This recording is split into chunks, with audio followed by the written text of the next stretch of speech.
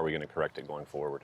Gary, I think we've got to let the boss go. To go train or do something. Yeah. All the best. But see you soon. Thank you. Thank you. Sorry, Joe. Thank you, guys. No, you're fine.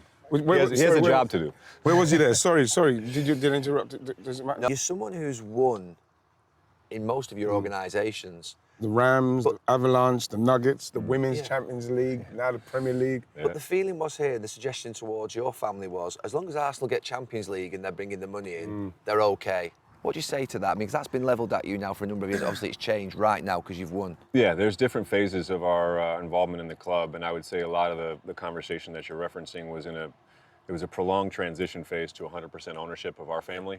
And so, I'm not going to dwell too much before that, but in 2018, that was when we really got a chance to get our hands and start to get to work.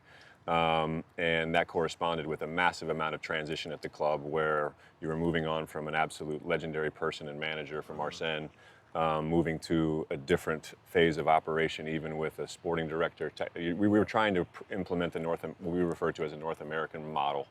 What is that?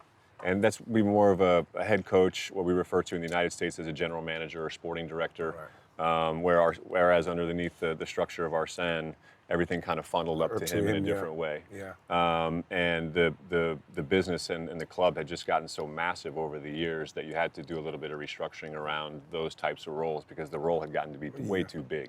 And I think underneath Arsene, that made a lot of sense, but going forward, we had to really kind of think about the structure off the pitch. And so 2019, we had a disappointment in Baku. And that was, we had been a couple of years out of the Champions League at that point. And Righty, you might be able to recall, we were almost kind of straddling a dual strategy where we were bringing in a couple of young players. We had kind of brought in Gabby Martinelli. Bukayo was starting to break through. But we were also trying to straddle bringing in some experience at the time to try to make a push for that Champions League again. And after the loss in Baku, that was when I got back home to the United States and I told my dad that we really needed to potentially take a step back to come forward. And so we started to recruit a little younger that summer. I think that was the summer we signed William Saliba, loaned him back to his club in France. We brought in Nicolas Pepe, who was I think he was around the age of 24 at the time. And so we started to focus on a little bit of strategy like that.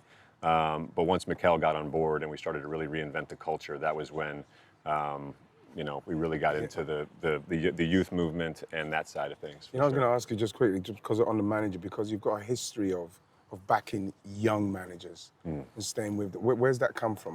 Why'd you do that?